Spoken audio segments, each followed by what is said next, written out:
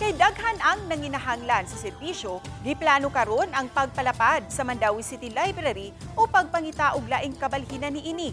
Apan daghan ang konsiderasyon sa karaan nga building nga bahaunon usab di ay. Ang detalye sa report ni Nico Sereno. Kuha kini niadtong Hulyo sa uwan og pagbaha sa Mandawi City. Wala makalingkawas bisan ang City Public Library sa Barangay Sentro. Kay mubo ang elevation sa karsada, nasudlan kini sa tubig. May bahin pa kuno nga sa saog mugawas ang tubig, bisan gani sa bungbong o poste. Nanglitan, naguwan karon, mauwan na sa sunod ugma. Nika, the following day mo, hunob na, dili. Gikan man siya sa lahom. So hunob yun, sir, kay, kanang, kuan man siya, clear water ba, dili lubog.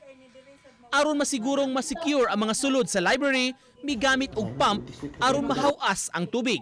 Daan na sab nila nga gi-elevate ang mga bookshelves sa library. Gipatasan ang tiil aron di mabasa ang mga libro. Dugay na gyud kaayon niya. Sige handrag balik-balik. Naglibog sa tingay ang engineering kung unsaon pag-address sa problem. Naay proposal nga i-waterproofing siya gikan sa outside. I-try.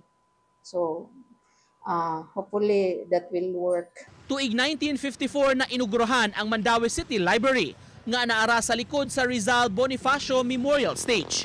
Di man kaayo dako ang espasyo, itandi sa ubang public libraries, apan padayon nga nagserbisyo sa nanginahanglan sa pasilidad. Ang computer section anaasab sa second floor sa building, libre para sa mga mag-internet research. First come, first serve kini ug limitahan ang usage kung daghan na gyud ang mga tao. Atong space, considering tinuod yun na siya nga dili na gyud ta maka-expand ani kay kanang naman na sa balaod nga heritage na ni siya, considered heritage na ni siya.